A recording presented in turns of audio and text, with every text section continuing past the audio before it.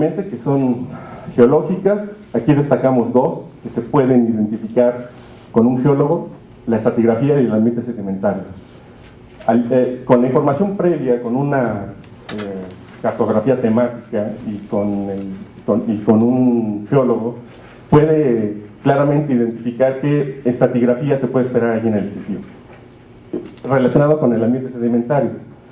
Y hablo de ambiente sedimentario porque la mayoría de las veces estamos en áreas en donde hay sedimentos, pocas veces están en rocas, y si finalmente hubiera una contaminación en roca, ya sería otro tipo de contaminación. Ya no sería un suelo contaminado o unos sedimentos contaminados, ya sería una roca por donde se infiltró ese contaminante, y dependiendo del fracturamiento, de la permeabilidad de esa roca, puede haber llegado a una zona saturada, y ya es una situación un poco diferente. Por eso hablo de ambientes sedimentarios. La mayoría de los casos que nosotros hemos evaluado han sido en ese tipo de sedimentos recientes, sedimentos cuaternarios, aluviales, etc. Y con estas, insisto que solamente con una cartografía temática que se puede acceder fácilmente a ella, y un geólogo puede identificarse lo que podríamos esperar estratigráficamente y en el ambiente sedimentario. Y ya específicamente en el ambiente me estoy refiriendo a qué tan homogéneo o heterogéneo puede ser ese medio. Si es una zona de transición de mar, continente, si son aportes sedimentarios de un río, de un antiguo río, etc. Entonces, esto se puede identificar desde la revisión de información y verificar con la visita al sitio. En la parte hidrogeológica es algo similar, con la ubicación de esos aprovechamientos de agua que estén cercanos, y cercanos me refiero dependiendo también de las condiciones geológicas y hidrogeológicas. No me refiero cercano 1 kilómetro o 5 kilómetros, dependerá del problema en particular dónde establecemos esa cercanía. Pueden ser 100 metros o pueden ser 5 kilómetros. Dependiendo del caso, es lo mismo 5 kilómetros que 100 metros en cuanto al concepto de cercanía. El nivel de agua, el nivel estático, que también es algo que se puede obtener en campo, incluso también en la revisión de información, a la dirección de flujo subterráneo, que si bien no hubiera algún documento, al medir los niveles podemos obtener esa dirección de flujo. Direcciones de flujo preferencial. Ya en el sitio, ya en la planta, ya donde está la contaminación, podríamos hacer ya en la caracterización otras mediciones y tener direcciones locales. Lo que es la parte hidrogeológica, buscar, encontrar, mapear esos cuerpos cercanos, ríos, lagos, canales, etcétera, y su relación que tiene con el agua subterránea, ya sea un río que alimenta el acuífero o el acuífero que alimenta el río, y eso igualmente se puede identificar con estas mediciones, con esta visita al sitio, y entre más información se tenga del mismo, pues todavía mejor. Topográficas, el relieve es importante porque muchas veces las contaminaciones ocurren en la superficie, y dependiendo de ese relieve puede haber una dirección de flujo superficial. Y vegetación, aquí es importante por identificar especies protegidas que tienen especial manejo o tratamiento a la hora ya de hacer una conclusión respecto al sitio contaminado. En relación con las fuentes potenciales, pues es desde cosas visibles, fugas o derrames que se vean, que se pueden identificar fácilmente, hasta áreas potenciales de contaminación, como son las zonas de tanques, las áreas de almacenamiento de sustancias y residuos. Los drenajes son muy comunes, sobre todo en plantas viejas, en donde antes los drenajes no eran de carbón, de acero al carbón, perdón,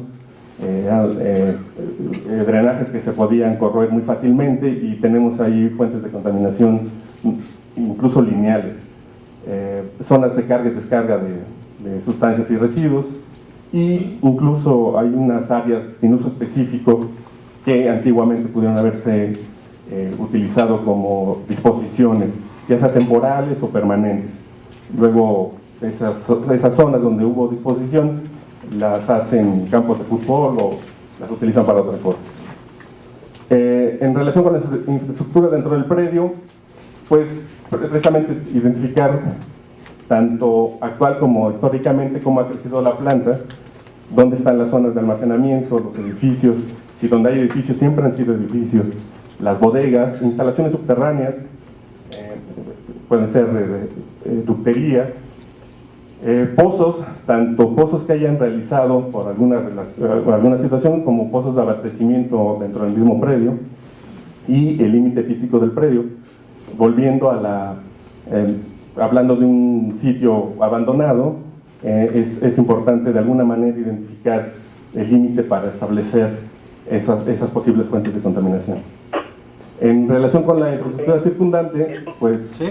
Disculpe, ingeniero, quería avisar, tengo varias preguntas por internet, quería informar a los participantes que estamos en la diapositiva número 9.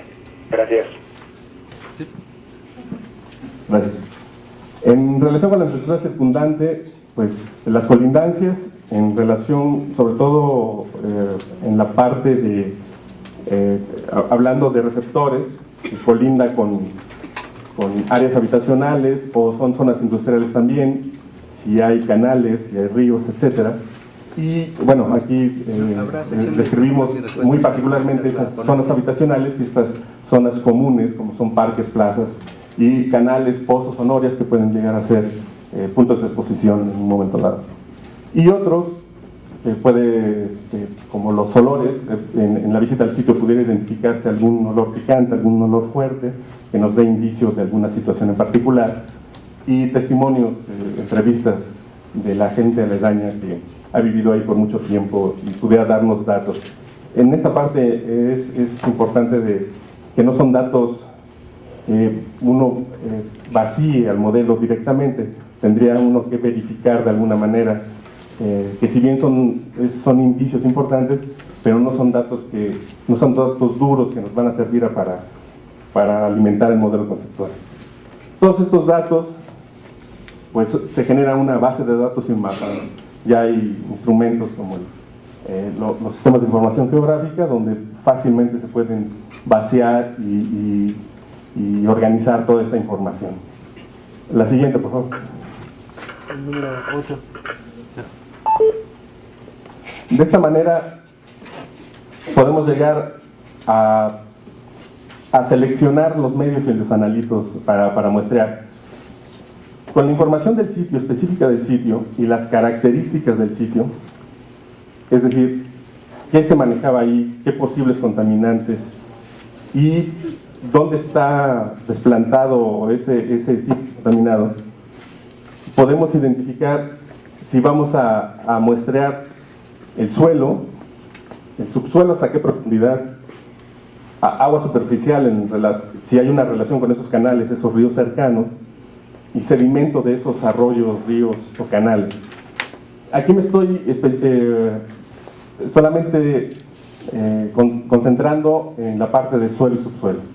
Pudiera también identificarse un monitoreo, un muestreo de aire, podría ser aire laboral o aire ambiental, pero no me quiero yo mencionar esa parte, o incluso los mismos edificios, pudiera haber un muestreo de los edificios que por alguna razón estén contaminados.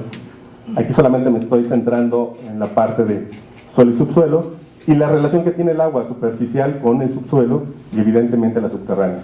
El sedimento, por la misma razón que les mencionaba, pudiera haber una descarga, ya sea oficial o clandestina, hacia un cuerpo receptor y estar recibiendo esa contaminación, esa carga de contaminantes.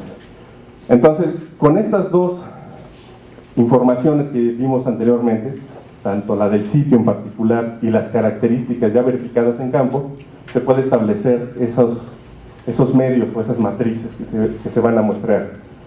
Y vuelvo a insistir en la parte del subsuelo. Podríamos en esta primera etapa decir hasta dónde es recomendable perforar, conociendo ese medio sedimentario y esa estratigrafía que podemos esperar. Aquí sí podríamos identificar que lo mejor sería 10 metros, tal vez 5 metros, y no hablar tampoco de que luego se utiliza cada metro vamos a muestrear. Podríamos establecer en ese plan de muestreo dirigir esos muestreos a profundidades que nos interesen en particular, dada esa estratigrafía o dada ese medio sedimentario. La siguiente, por favor. Les mencionaba que también nos podemos apoyar en métodos indirectos. Hay métodos indirectos ya probados para la prospección en general, y para la cuestión ambiental se utilizan los mismos principios y son casi los mismos métodos prospectivos indirectos, pero hay que tener cuidado con ellos. En el caso de la geofísica, estamos hablando de profundidades someras en general en relación con otras aplicaciones que se utilizan para el agua o para la minería o para el petróleo. Aquí son profundidades más someras, y tener cuidado de seleccionar el método indirecto. Muchas veces, en relación por ejemplo con la geofísica, nos sirve verticalmente, nos ayuda a poder corroborar esa hipótesis que tenemos del medio sedimentario, con una buena interpretación, saber si tenemos esa continuidad o no de materiales, o si tenemos esa heterogeneidad o no, de acuerdo con lo que nosotros observamos en campo. Y ya muy específicamente del sitio evaluado. Hay otros métodos como las gasometrías, que ya son propiamente, por ejemplo, para hidrocarburos, y que nos dan una identificación de zonas con mayor probabilidad de contaminación, pero en planta. Entonces, por ejemplo, si estamos evaluando un sitio contaminado por hidrocarburos, podemos combinar ambas cosas.